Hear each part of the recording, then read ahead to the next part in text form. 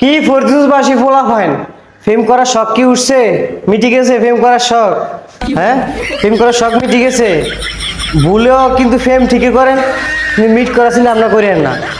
যে দূর করা করছেন ফেম, এখন আপাতত খালাস, ফেম করার দিকে যায় না, আস্তে আস্তে দূরে থাকেন।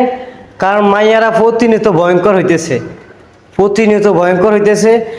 কারণ কালকে যে ঘটনাটা ঘটছে এটা লিখলি আমি আসলে মূলত এফবিতে দেখছিলাম, গতকালকে নিউজটা দেখছিলাম। পরে আমি আলতাফ মাস্টারকার্ড দেখি আমি আর এটাকে নেই নাই, কানে নেই নাই। পরে আজকে সকালে ভিডিও সহকারে দেখলাম যে আমার পার্শ্ববর্তী এলাকা, তাও একটা পরিচিত মানুষ। এটা কি মানা যায়? এটা মানা যায় কোনো? একটা মেয়ের সাহস কীভাবে এতটুকু হয়? যে যাই করুক অপরাধ মানুষের হয় স্বাভাবিক। কে কতটুকু অপরাধ করছে তা আমি বলতে চাই না, কে কেন করছে তাও আমি বলতে চাই না। আমার কথা হচ্ছে মেয়েদের সাহস কেন এতটুকু হয়, কিভাবে হয়? Just amazing. মানে এটা অবাক করা ছাড়া কিচ্ছু নেই ভাই। একটা মেয়ের সাহস এতটুকু হয় কিভাবে? আর তোমরা সে ফেম করো ভালো কথা, কিন্তু মিট করতে যাও না, তাহলে কিন্তু তোমাকে ওর বাড়ি নিয়ে টানাটানি শুরু করে দেবো মাইয়ারা। কারণ বর্তমান জেনারেশনের মাইয়ারা এত বাজে, এত মানে নিকৃষ্ট।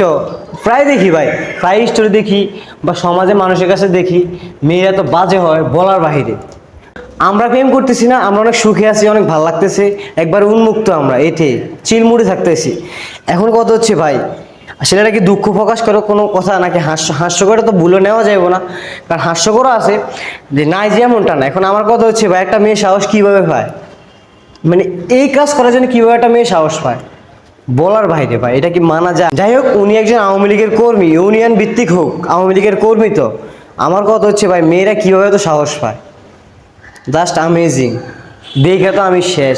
মানে একটা মেয়ে সাপোজলি আমরা দেখি যে প্রায় সময় একাকিত্বভাবে বাজারে যেতে চায় না, ভয়ে বা তারা যেতে চায় না, একটু ভয় পায়।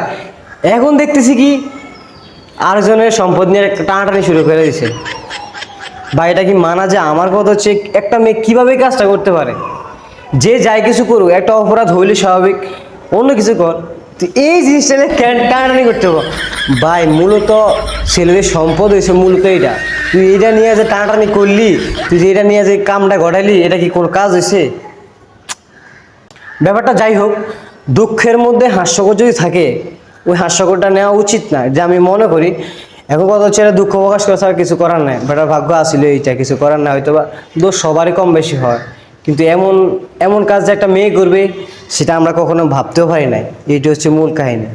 যাই হোক, এখন কথা হচ্ছে যে এইসব ছেলেরা আছো, সিঙ্গেল তো আর নাই কেউ, দুই একজন ছাড়া, আমার মতো দুই একজন ছাড়া।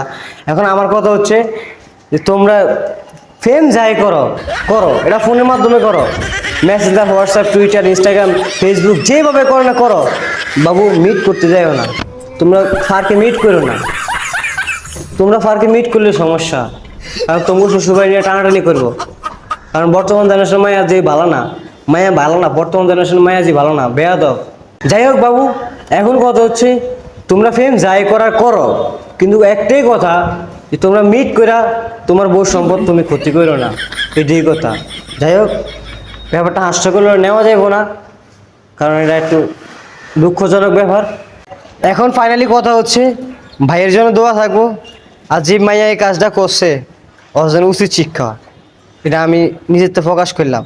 আমার এই ভিডিও দেখে কিছু কিছু আমার সাহারিক দিব, যাই হোক বুঝুক আর না বুঝুক, কিছু আমার সাহারিক দিব, মাস্ট বি। যাই হোক, এখন দিন শেষে একটাই কথা যে এইসব মেয়ের থেকে দূরে থাকো, কারণ সব মেয়েরা তো ভালো হয় না, আর সব মেয়েও খারাপ হয় না।